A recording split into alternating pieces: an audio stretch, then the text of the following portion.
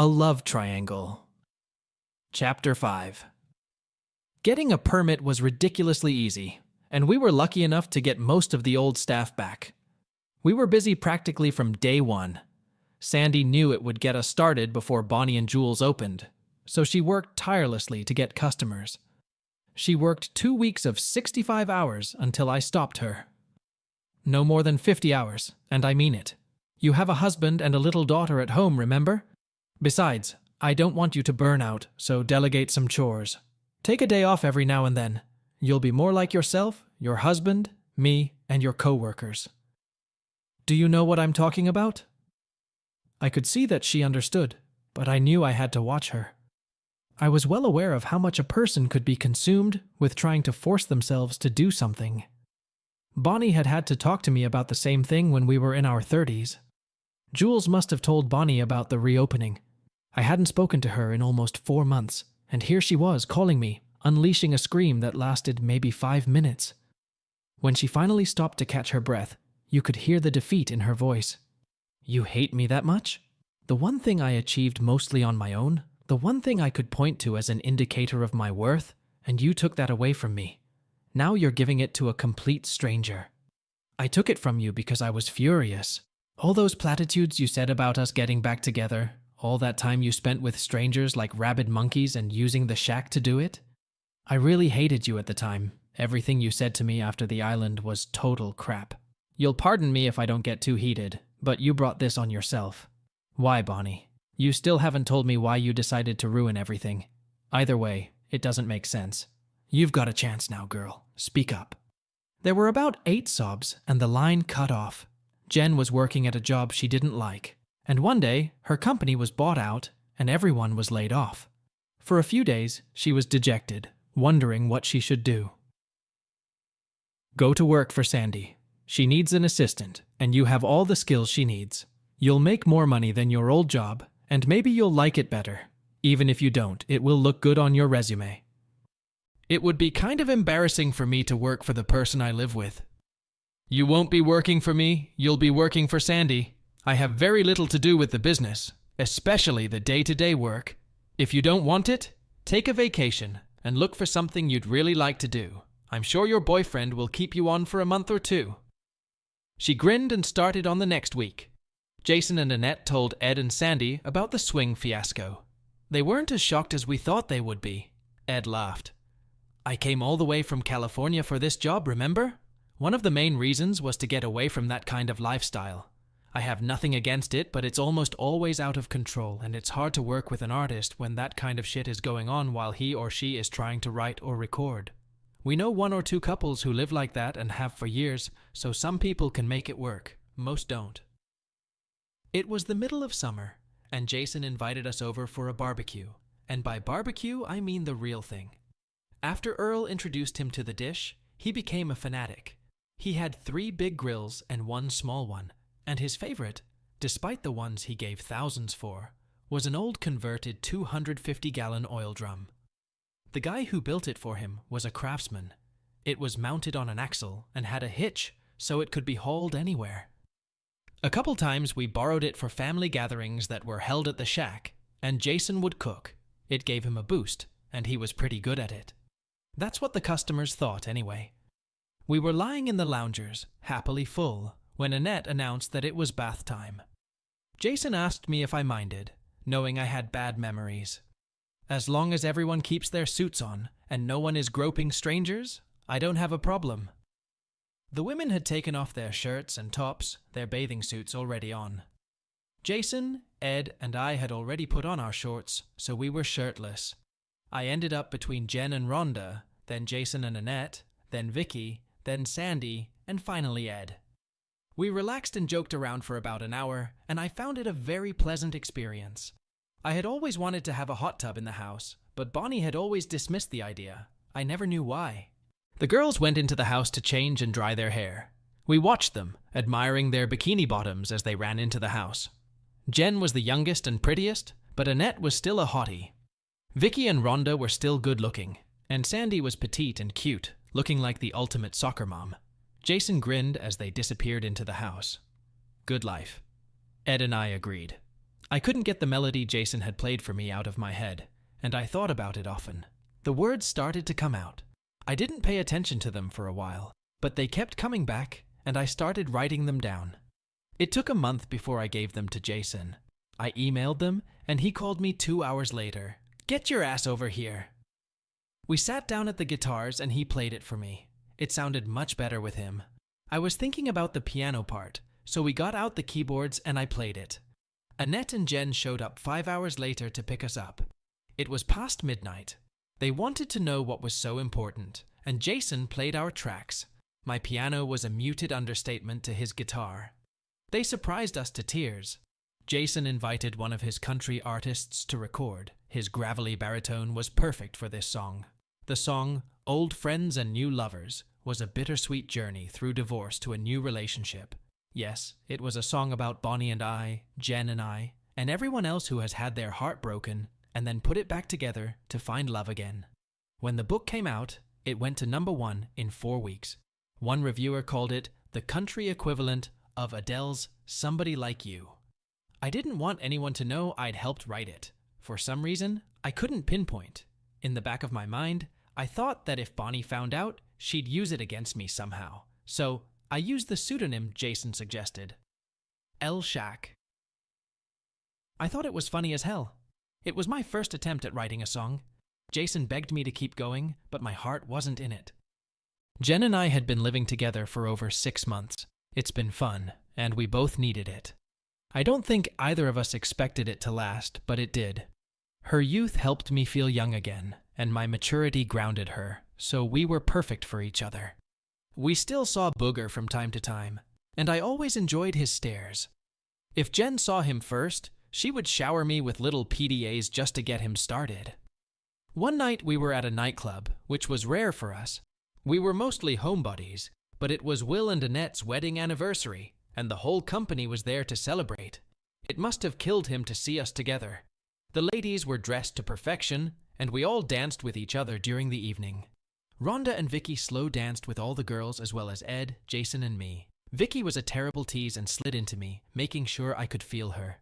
I responded like any man would, and she giggled, dancing into a dark corner and grabbing me. "I'm still mad I missed my chance. Now I have you all ready to go, and I'm taking you back to Jen." Jen thought it was funny, and then I saw them dancing together, and Vic was doing to her what she was doing to me, to the point of dragging her into a dark corner. Jen came back with a glazed expression on her face, and it was my turn to smirk.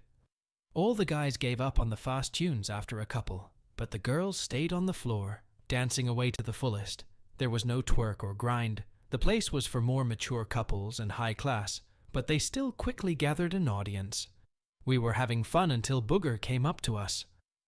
"You bastard, you ruined everything. It could have been good."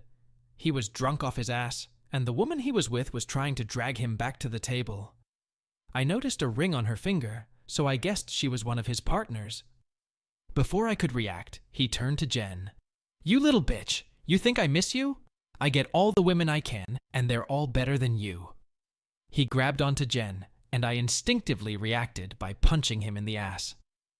I was sitting up, so I didn't think the blow was hard, but Booger always had a glass jaw. He was out of it. The manager and one of the bartenders had already walked over when I threw the punch. I got up, apologized, and said we were leaving. "Why? You were protecting your lady. We are the ones who should apologize for allowing such an embarrassing scene. Alcohol does strange things sometimes, and I assume you have a history." Jen smiled at him. "He's my ex, and he didn't take the breakup very well. Then I found Jimmy, and I definitely switched."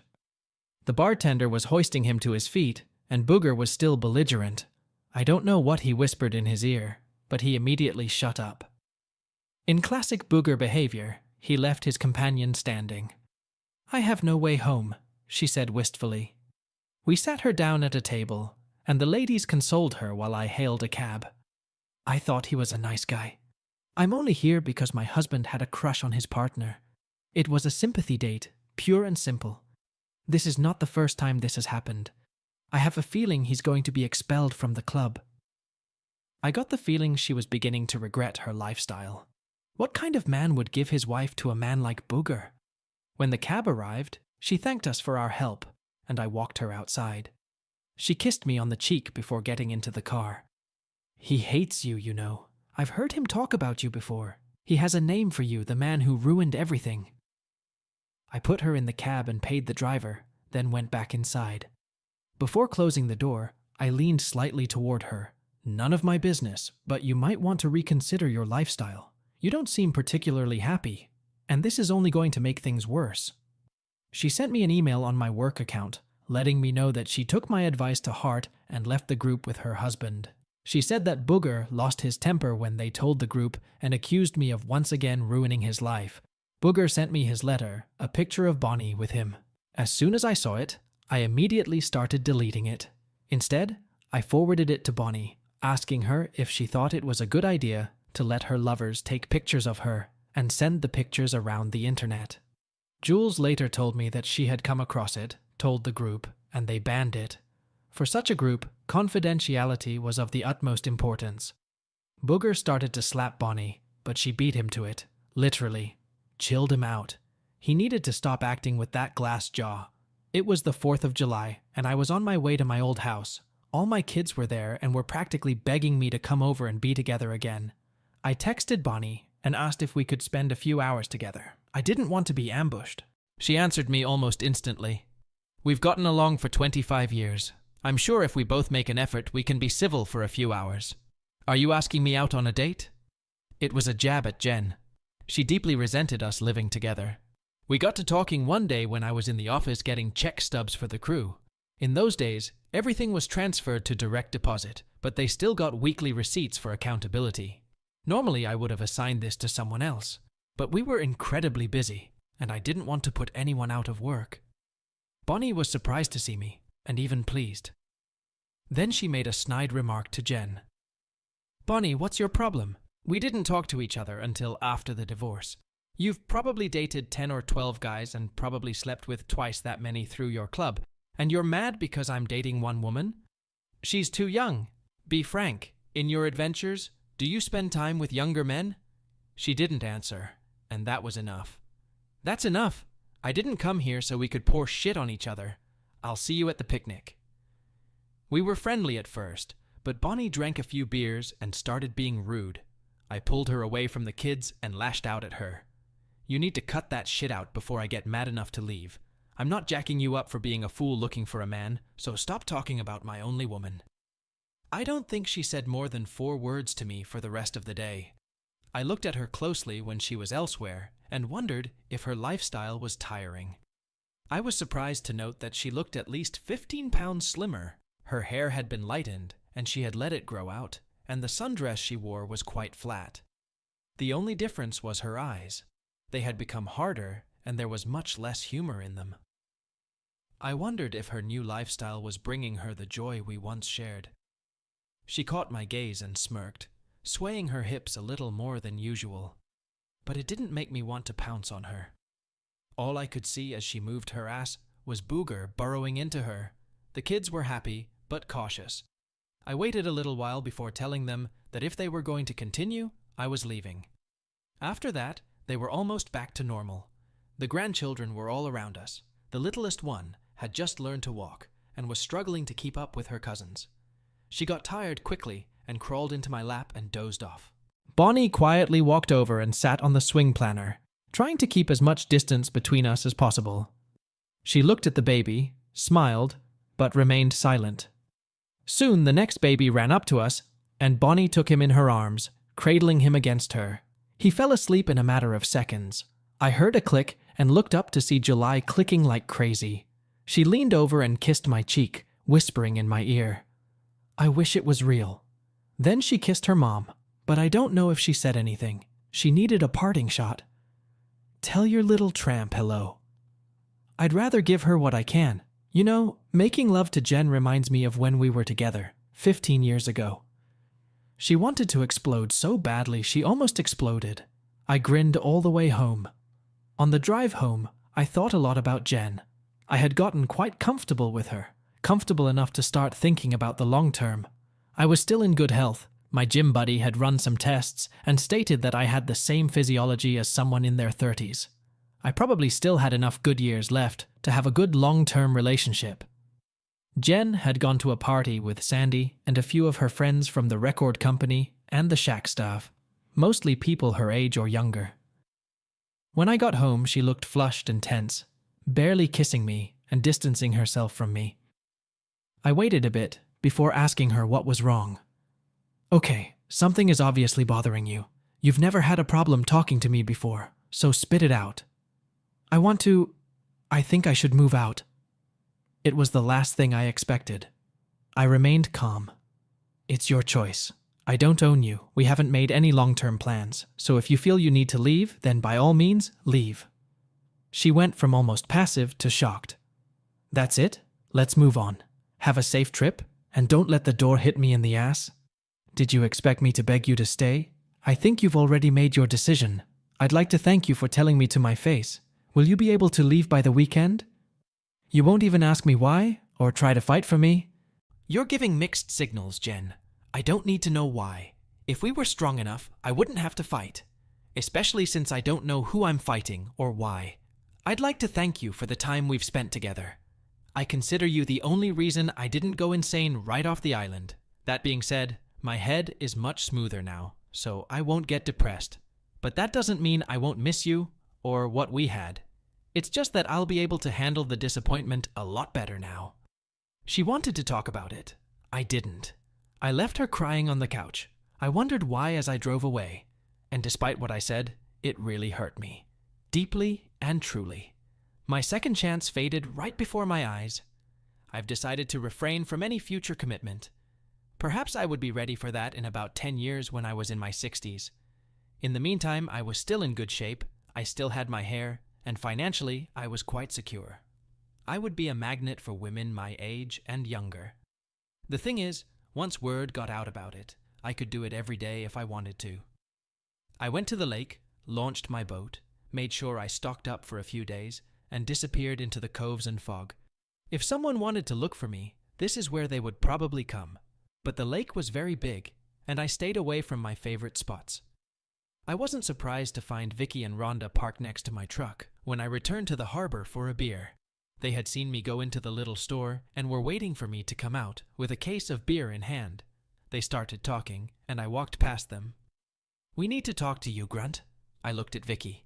"Part of the appeal of coming here is to be alone. Is that hard to understand? Why are you even here? You don't have a dog in this fight." "Yes, you are. You. Don't you even want to know why Jen was talking about moving?" "Probably, yeah. I thought we had a pretty good relationship, and I don't blame her. We both agreed that if anything changed, we'd tell each other ahead of time. It just caught me off guard at a bad time, and I had some things to think about. I'll be back soon. I still have a life to live, and I've spent some time thinking about what direction I should take. Now I'm leaving. Do you want a ride?" There was no hesitation at all. We sailed for a while and then stopped at a small cove that I really liked. I was pouring drinks when I heard a splash. As I went out on deck, I saw Rhonda's ass going over the side. I picked up their clothes and put them on the chaise lounge and looked over the railing. They were happily splashing around, enjoying the warm water. Vicky looked up and saw me. "We haven't bathed since a while. I feel like I'm 18 again. Come in and play with us, Jimmy, please." Rhonda came up behind her and hugged her. I really admired their love for each other. I threw the ladder over the side so we could get back on the boat, stripped off my clothes, and dove in. They screamed with laughter as I dove into the water. We spent a good hour just relaxing, although during that time, each of us didn't mind having our asses held up. They both didn't fail to give me a couple hard kisses. They groped me a couple times while we were in the water. At one point, I was hugging them both. Finally, we got out of the water and back into our clothes. Well, mostly. Both girls took off their tops and asked me to rub suntan lotion on them. I declined. They pouted a little and started to slather each other. Finally, when they were done, they laid down on their loungers, taking their drinks with them. "Can we talk about it? Can I stop you?" "No, but it would be a lot of fun to watch you try," Rhonda grinned. Vicky took over the conversation. "You know Jen was a little upset that you spent the day with your old family. For the first time in a year, I was with all my kids at the same time. If the price for that was putting up with Bonnie for a few hours, I was willing to pay it. I didn't ask her to go because it wouldn't have been nice. Bonnie hates Jen because she's with me now, and the first word Bonnie would say to her would make me leave. I intended to make up when I got home. She didn't give me a chance, bombarding me with a speech about leaving almost as soon as I walked in. Honestly, I didn't expect it to last. The age difference. "I'm too far away, darling. Will you slap him for me?" Vicky grinned and did just that. She pulled herself up and gave it a good kick. Then she stood up from the chaise lounge. "Stand between us, Grunt. That way we can both reach you when you say something stupid. Or I could just throw your asses over the railing. It's only about 4 miles to the marina. I hope you're a good swimmer, because we're right in the middle of a bear sanctuary, and you shouldn't be walking along the shore here." They both looked stunned. "Jesus, Grunt. Ever since the catastrophe happened, we call it that because that's what it was, you've been acting like an asshole." "Okay, Bonnie shit on you and your friends, including us, and ambushed you. We thought you'd like it because of your past. Another example of how badly you can miscalculate and misjudge your friends. Do you think we don't live with regret for what we did? It ruined a group that had been together for decades. One stupid mistake and you and Bonnie got divorced. Jen and Booger got divorced. Jules lost her boyfriend. And Jason and Nett spent a month stalking the aftermath. Even Rhonda and I had a busy few weeks. This was supposed to be fun, damn it." She sighed. "I'm sorry. Had to put it out there. We came to tell you that Jen was practically destroyed. She went to the party, pissed off because you were with your old family. She was trying to have a good time. She danced, flirted, got pretty drunk, and almost spent time with no guy. Sandy lured her to his place, and when she sobered up, she felt awful, physically and emotionally. Then she remembered the kisses and the touching, and decided that maybe it was time to make her intentions known. Obviously, she was still a little high, and had started the conversation the wrong way. You lost your temper and dumped her, just like that. I think in her drugged state, she thought she would shock you first, and then discuss your future together. Shock and awe, but it was her who was shocked." "Why are you telling me this?" "So you can go home and make things right." I wasn't wrong. It was all Jen's doing. Truth be told, I came home with the intention of making our situation more permanent. But she smashed that to smithereens, didn't she? Stop talking about me and Jen, or you and Rhonda, or anyone and everyone. I think I'm going to give up square dancing for a while, because I'm sick of changing partners. The announcement was made. The bells rang, the lights came on, the choir sang, you know. I had an epiphany. I missed my old life so much that I didn't try to start a new one. I just drifted along, wallowing in misery and self-doubt. To hell with it. It was high time I started living again, on the terms I dictated to myself. Strangely, it occurred to me that I actually loved Jen. She was sweet and cheerful, despite putting up with an old grouch who could never shake off the past. It also occurred to me that she deserved better, and even though I cared about her, I'd probably never be her life partner, and that suited me just fine. I stood up, bursting into laughter, and dove into the water. Both women were stunned and panicked. They had no idea how to steer the boat.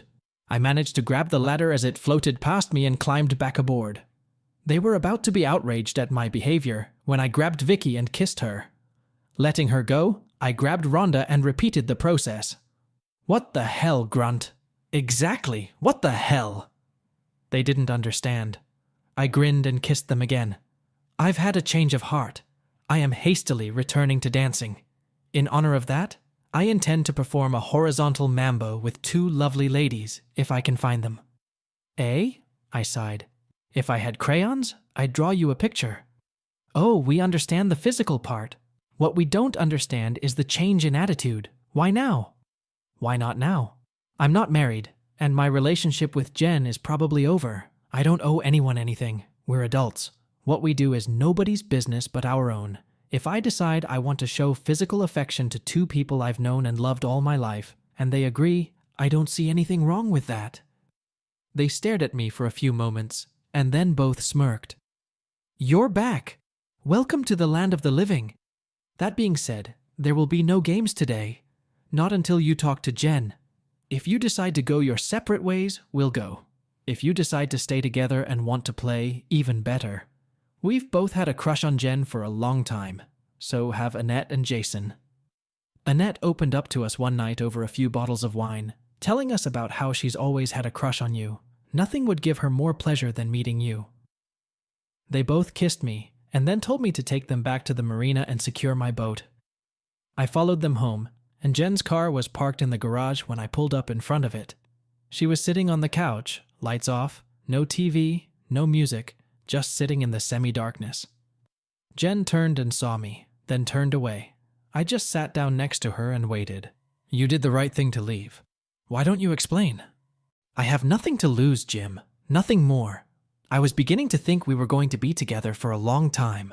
I know I love you. But if I loved you so much, how could I take something I knew meant a lot to you and use it as an excuse to do what I did? I was never going to do that with him, but the kisses felt good, and it just made it more intense. I guess I'm glad I had the good sense to stop it. It was wrong. Even though we hadn't announced our intentions, it would have been cheating. This is hard for me, Jen. You love me, but you were willing to love someone else? I understand that you were angry and broken, but I've been angry with you a few times, and it never once occurred to me to love someone else because of it. My ex and our children will be a part of my life for as long as I live. I can live without ever seeing Bonnie again, but not my children or grandchildren. They are an integral part of me. She turned to me, looking horrified. I would never come between you and your family. I know how much you were looking forward to seeing them. I was just hurt that you couldn't spend time with them. A little information for you, dear. My children like you. They know you've done nothing to destroy my marriage and hold no grudge against you. Bonnie, on the other hand, hates you to the core. She's got it in her head that you orchestrated this whole switch fiasco to get to me. She thinks our divorce is your fault. That's just nonsense. This mess was her fault from the beginning. When you objected the first time, she should have forgotten about it and never brought it up again. I feel like I got the best of her, but it's not my fault.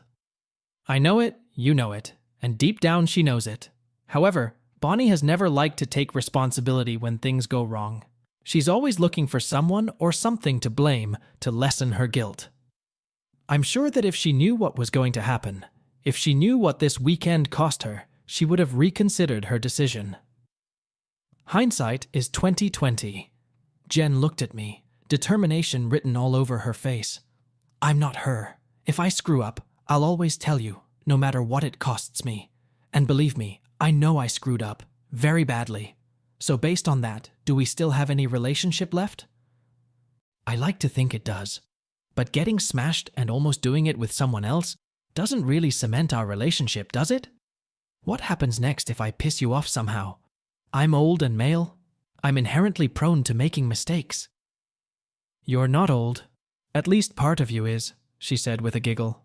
And contrary to what you think, I'm not that young. So cut the old shit, okay? Besides, you're not the only one who makes mistakes. I think last week proves that. Just so you know, if I had sex with him, I'd leave because I could never look you in the eye again. You deserve better, especially after Bonnie. So let's summarize. I screwed up, you reacted badly, and I deserved it. I really, really want you back with me, Jim. I like having you around. I knew what she was going to say. She knew what she was going to say, and it hung in the air. Then she started to cry. I pulled her to me. Shit, are you going to use the crying card? You know I'm falling for that? I really, really want to be with you. And I like having you around. She knew what I was saying. The crying intensified for another minute before she jumped up and started throwing off her clothes. If you like having me around, show me that. Take me to bed. Take me here, just take me. I'm yours forever, Jimmy. Forever. That was a pretty loud statement, but I was a little distracted by the sight of her body, even though I had seen it hundreds of times before. She was 34 years old, at the peak of her age, and just seemed to glow. The next morning, I really did feel like an old man. Jen has gone into full-on nesting mode. She used to be hesitant to suggest changes to our little house, but now she was coming up with all sorts of ideas. She wanted to redo the backyard and insisted on helping. It took 3 months before she claimed it was done. There was no pool, but there was a top-of-the-line hot tub that could seat 10 people, standing on the edge of the brick patio across from the outdoor kitchen. We removed 2 old and diseased trees and planted some new ones. I grinned, telling Jen that the true definition of an optimist is someone who plants trees in whose shade they will never sit. She hit me pretty hard. You have many more years, old man. We'll make a swing out of this swing, and you can ride your great-grandchildren on it when they come to visit. Sure, you'll be decrepit, but I'll still be hot. Everyone in the universe will wonder how you got so lucky. Old man, that's what she called me now. I took her in my arms and twirled her around, kissing her soundly. As our relationship mended, I wasn't surprised when I came home to find Julie sitting on the patio, talking to Jen, and Jen holding the baby. Well, she wasn't really a baby anymore. She was almost 2 years old. Jen and Julie had somehow bonded over a chance meeting and having lunch together. Julie later admitted to me that she liked Jen, and she realized that she had nothing to do with our breakup. Bonnie still hated her, but now it seemed like she hated almost everything. If she had known what was in store for her, she would have been really pissed off. When we finished remodeling the backyard, we had friends over for the evening. Jason and Annette, Sandy and Ed, Vicky and Rhonda and us. We let Jason try out the new grill, and were soon sitting at the table with bones cooked to perfection. He roasted corn on the cob, and Jen made potato salad and coleslaw. It was one of the best dinners of our lives. Alcohol flowed as the night went on. Jen and Vicky drank wine, Annette and Rhonda each had a pitcher of Long Island iced tea, and Jason and I sipped our favorite craft beer. Ed and Sandy were hooked on hard cider and had brought 12 packs. Finally, they noticed our huge hot tub and came over to look at it. I pulled back the tarp and turned it on, marveling at the size and bubbles. Why didn't you tell us? We would have brought our suits with us. I looked at Rhonda and grinned. When did not having a costume stop you girls? If you want to come in, come in. One thing about these girls, they weren't shy. Vicky was out of everything almost instantly. Rhonda grinned and lowered her skirt, pulling her tank top over her head as she went. She wasn't wearing a bra. Vicky screamed, ripping off her bra and throwing it away. Unfortunately for me, it landed on me, one of the huge cups sitting on my head like a beanie. We were all at a loss for words, squealing with laughter, and cell phones went off to capture the event for history. Annette grinned, casting a leering glance at Jason. He nodded, and soon her clothes were lying on the patio table. Every male eye in the place followed her until she was hidden beneath the bubbles. Sandy and Jen looked at each other, having an unspoken conversation. Apparently, they had come to some sort of agreement, because soon their own clothes were piled on the chairs, and they were running, giggling, toward the bathtub. 5 completely different and attractive sets were on display. They looked at us. Are you guys coming or not? We headed toward the bathtub, but we were stopped. This tub is for underwear only. If you want to go in, take them off. Jason only grinned, throwing off his shorts. We all laughed at his pink boxers with red hearts. Hey, Net bought those for me. How was I supposed to know I'd show them off tonight? Ed grinned and lowered himself into his BVDs. They all looked at me, and I laughed, throwing off my shorts, showing the world that I was wearing a commando suit tonight. The guys laughed, and the girls squealed. Soon we were all seated, and as the evening progressed, the girls decided that if anyone needed to go out for anything, it was me. They were constantly oohing and eyeing and laughing at the whole thing. Did it turn into unbridled fun? No, it was just a group of slightly tipsy friends having a good time. There was flirting, banter, lewd suggestions, but it didn't get to that. After an hour or so, we went out to simulate a plum. Rhonda grinned, dropping the last of it. I don't wear clothes over wet panties, she giggled. Sandy was confused. Did you really say drawers? She asked, catching her breath. Yes, the crates. What do you call them, California girl? Well, I never called them crates, but you're right. She turned so that she was facing Ed. That opened the gate. The next morning, as I walked out of the house, I saw 5 pairs spread out on the table. Jen came up behind me, smirking.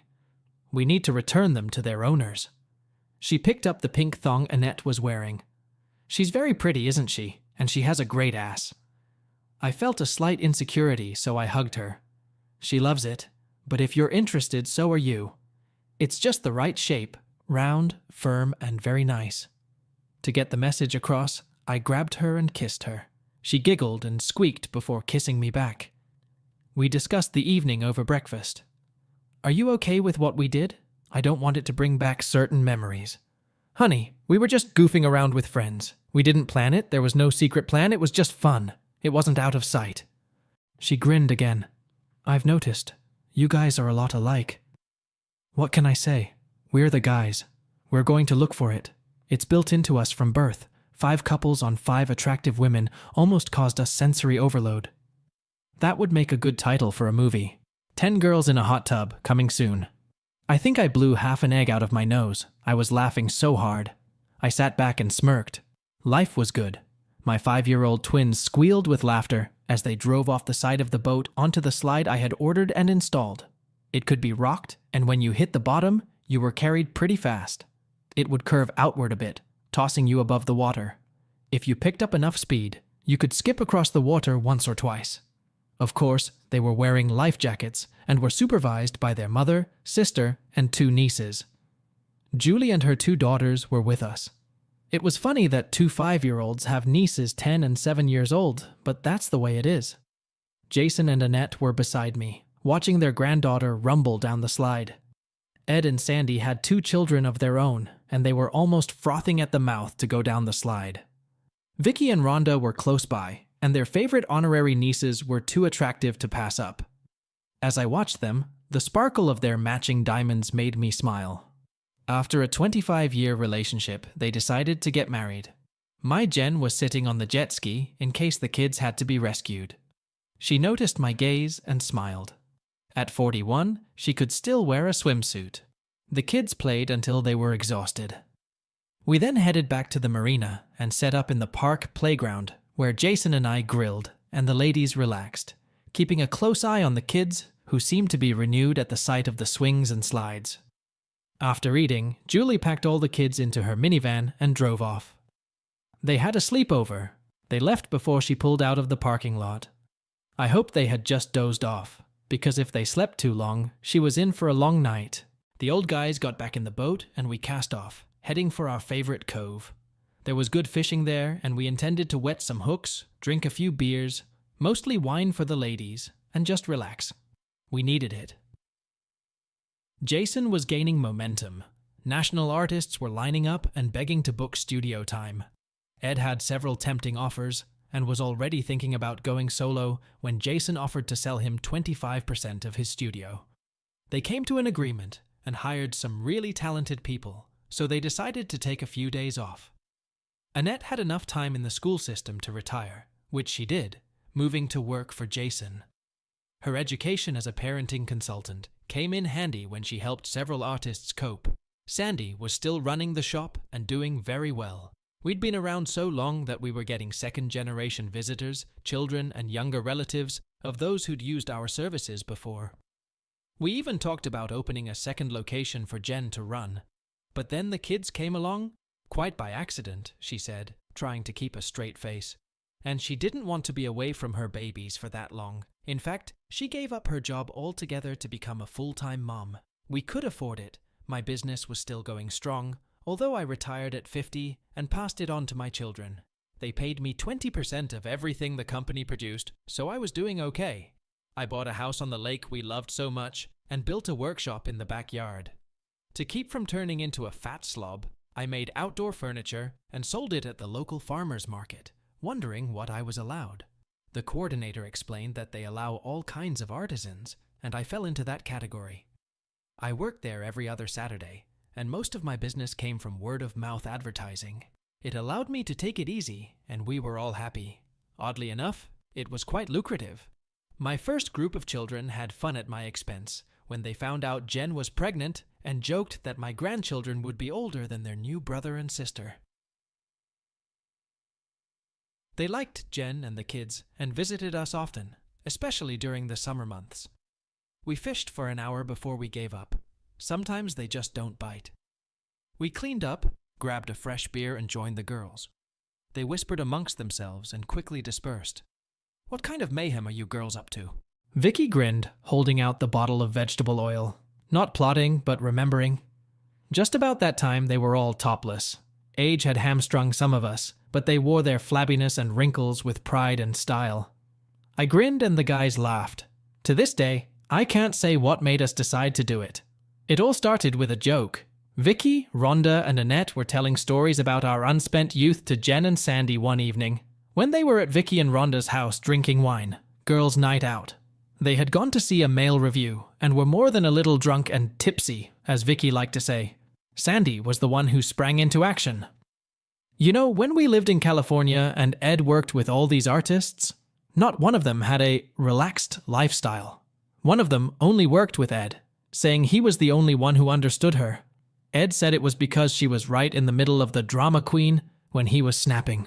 All right, he said. Screw the session. You're going to pay for it anyway. You sing beautifully, darling. But at the end of the day, it's just a job. Like a butcher or a tax collector. If you make a mistake on their taxes or give them a ribeye instead of a T-bone, how likely do you think it is that they'll use you again? If you keep trying to rub me the crap you're giving me now, you'll soon see your CDs in the $5 garbage can at Walmart. Take your pick. She calmed down immediately, and while he was working with her, she was the ultimate professional. She had a reputation for being difficult to work with because she demanded the best from the musicians, singers, and technical staff. Anyway, she became friends with us, and one evening after a few cups of Long Island iced teas, she confessed that she and her husband sometimes dabble outside of marriage. Always together, under very tightly controlled circumstances. She then invited us to spend the evening with them. We seriously considered it, but before it could happen, her husband left her for a man, and it left a sour taste in our mouths.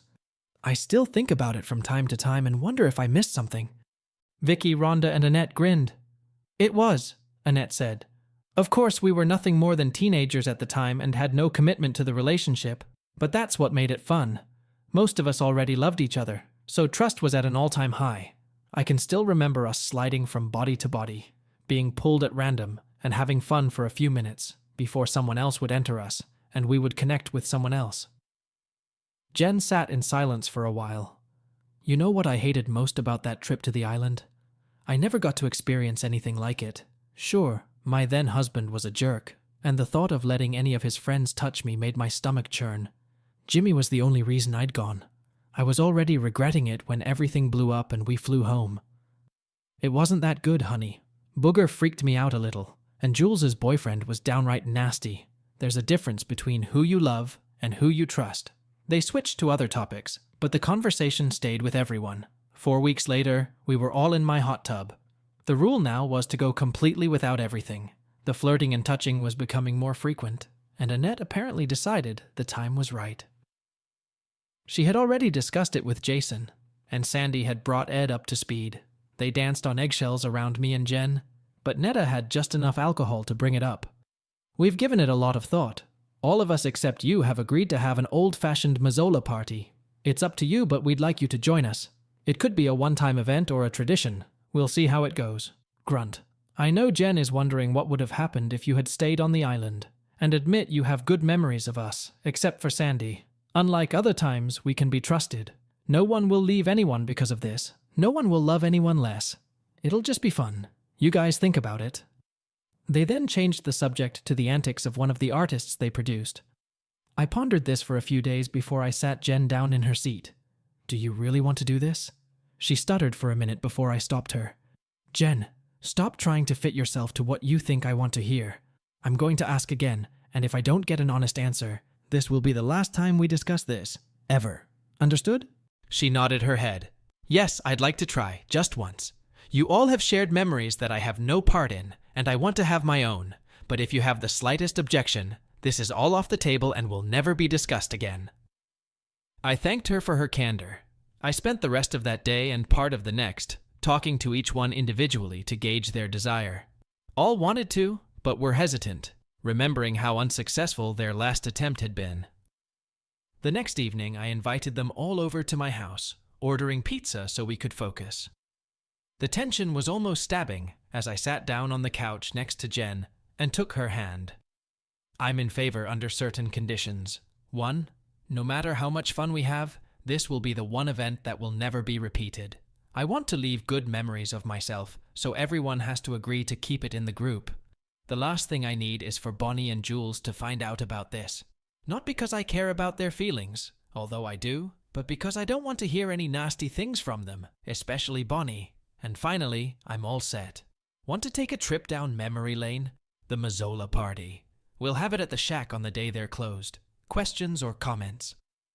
They all looked at each other, then smirked, and tried to speak at the same time.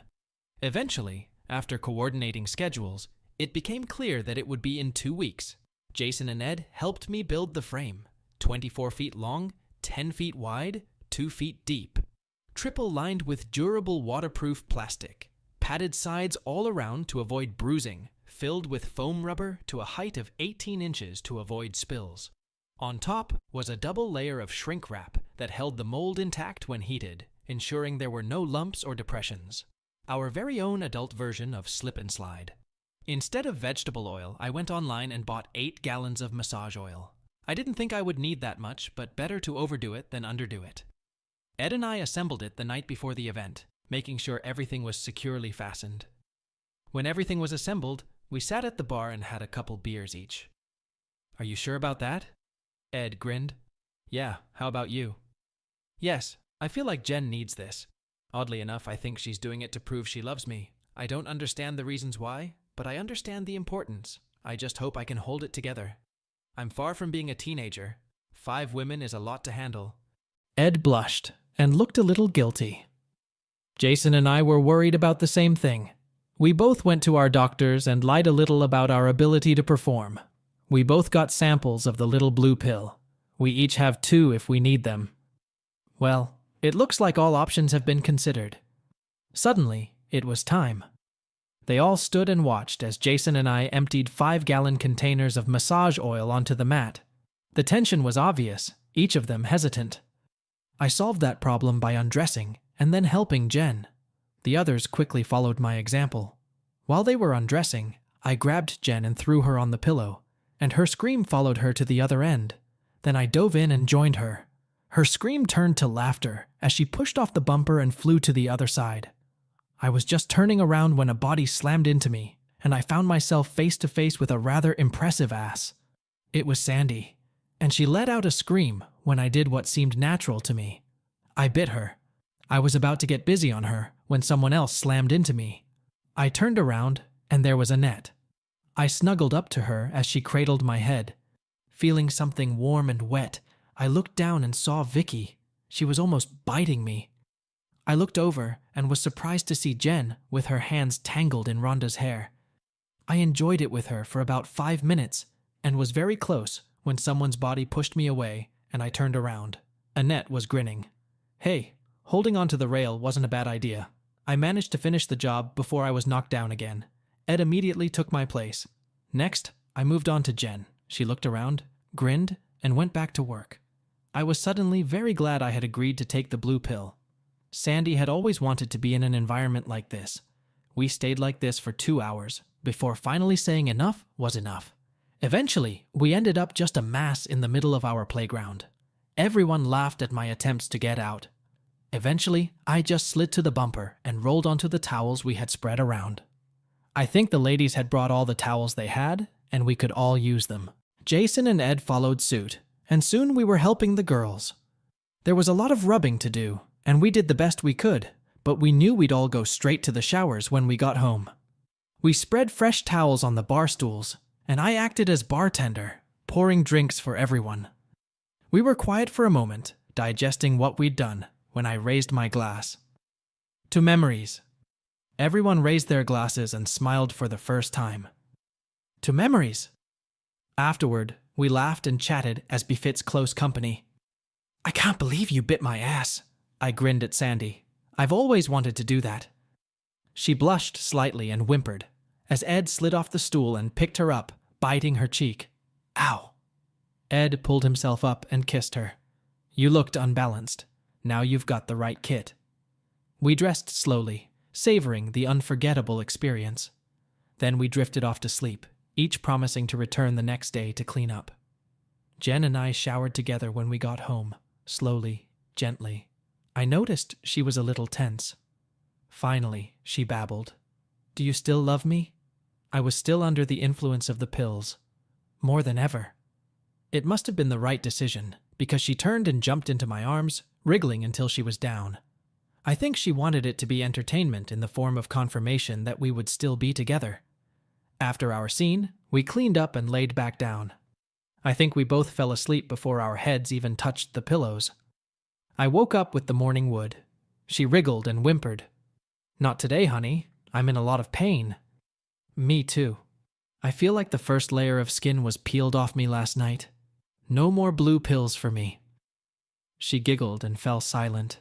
Then she said in a voice so quiet I almost couldn't hear her, "Are we okay?" I kissed her neck. "We're good, sweetheart, unless you want to do it again." "Not in this life. Once was enough. How about you?" "I like what I have, so the answer is no, never again." We paddled around for a bit before someone knocked on the door. I glanced at the security monitor and saw the whole group on our doorstep. I kissed Jen's neck and opened the door, forgetting that I had just gotten out of bed. Vicky looked up. "Casual Tuesday?" I looked down and grinned. "More like Forgetful Tuesday. Why are you here?" "We brought you breakfast. When you eat, we'll help you clean up. Sandy has an event planned for Thursday and everything has to be spotless." I smiled. You know, neither of us can go back there anymore without looking at the floor and smirking.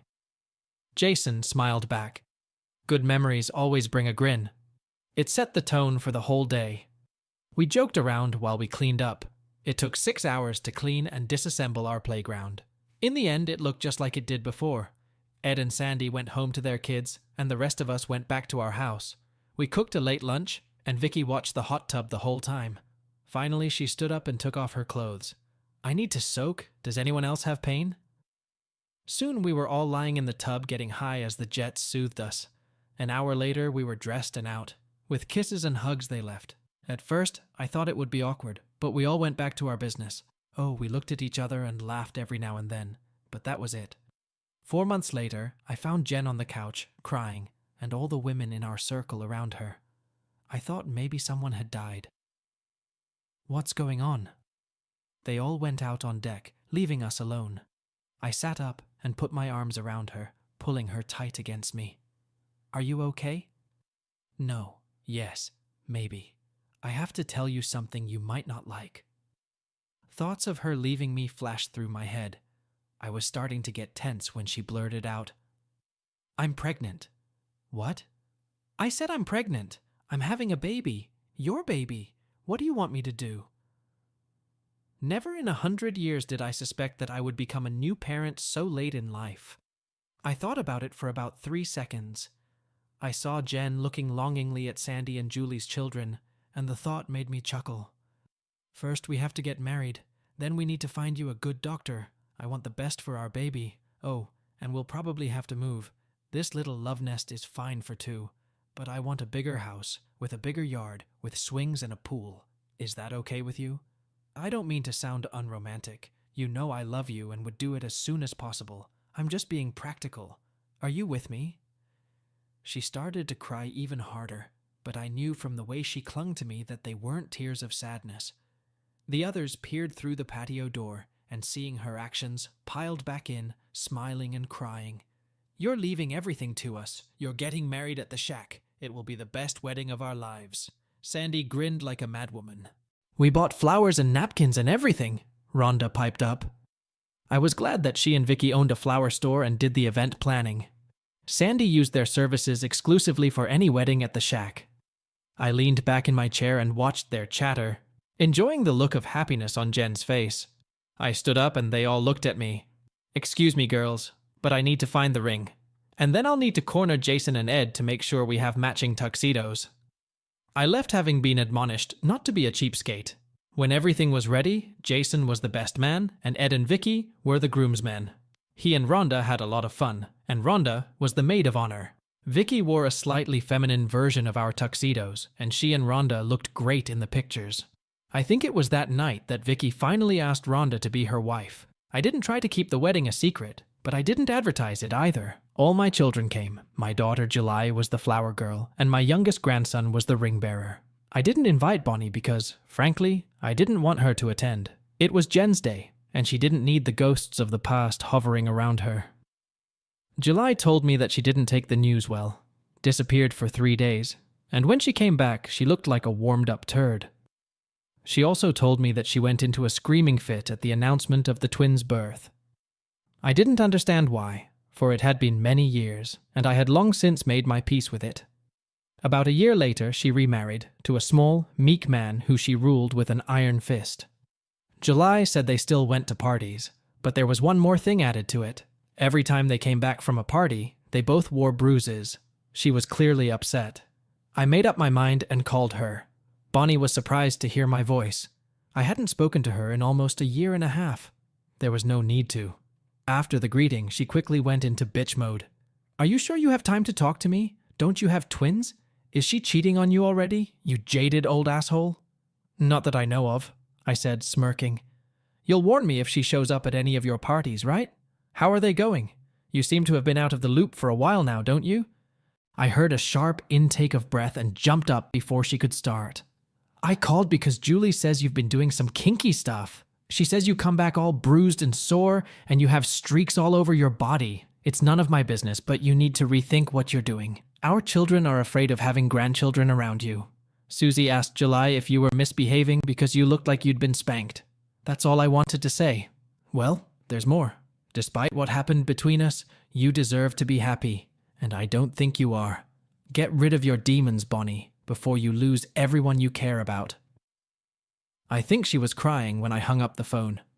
A couple months later, Bonnie and her new husband separated, and another 6 months later she was divorced.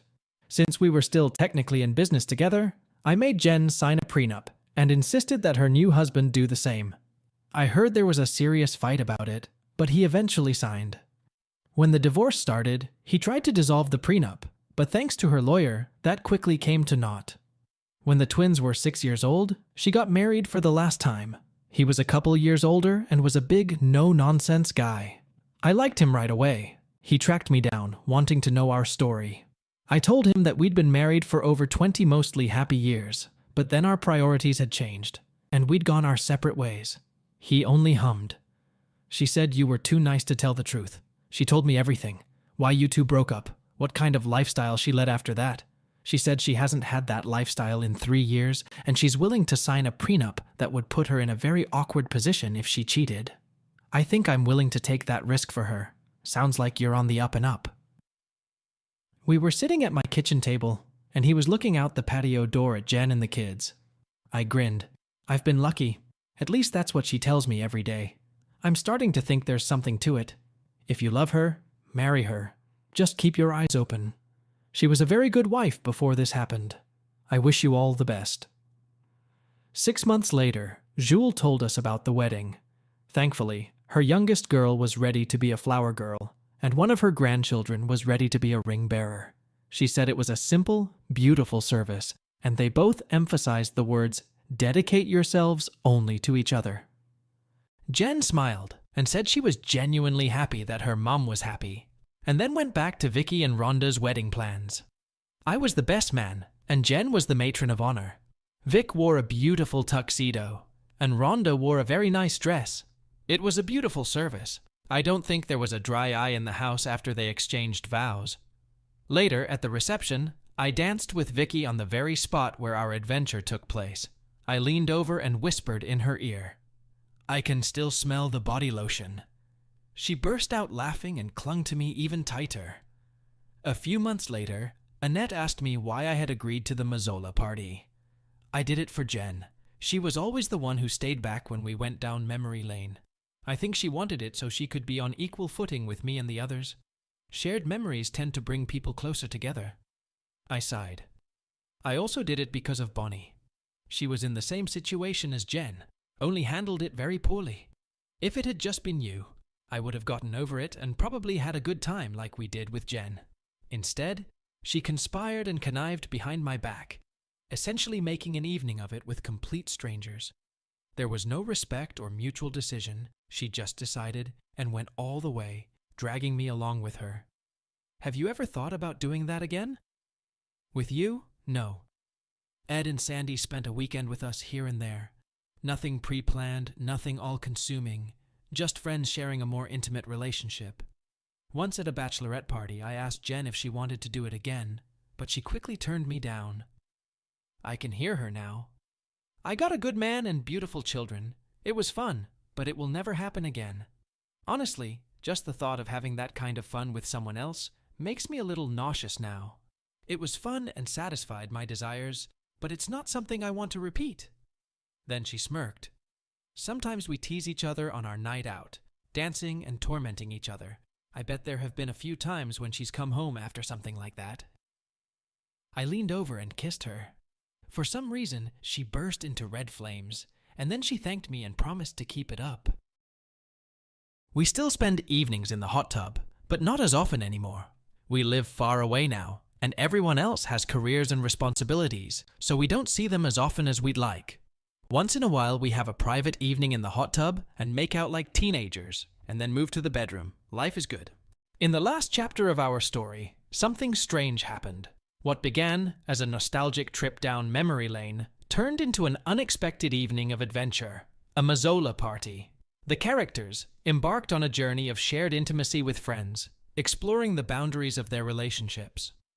The story masterfully intertwined elements of humor, surprise, and a hint of vulnerability. It showed the characters' openness to new experiences, emphasizing the importance of communication and trust in relationships. The hot tub scene, filled with laughter, teasing, and an overall sense of adventure, captured the essence of the Mazzola party. As the plot unfolded, we witnessed the aftermath of this unconventional evening. Characters confronted the complexities of their emotions and relationships, dealing with insecurities and anxieties. Reflections on past experiences, especially with a former partner named Bonnie, gave depth to the narrative, showing personal growth and the pursuit of happiness. Closer to the present day, a new dimension is introduced into the narrative, Jen's pregnancy, which adds a new focus and joy of anticipation. The characters deal with the challenges of impending parenthood with a mixture of humor and practicality, reinforcing the theme of adapting to life's changes. The narrative gracefully winds down in the final pages, depicting weddings, family bonds, and the characters' endless happiness. An unexpected reveal about Jen's pregnancy brings a new twist to the story, bringing joy and anticipation. The characters overcome the challenges of impending parenthood with a mixture of humor and practicality, affirming the theme of adapting to life's changes. The conclusion of the narrative reflects the joy of life and love, celebrating the journey through life and relationships. Thank you all for being with me.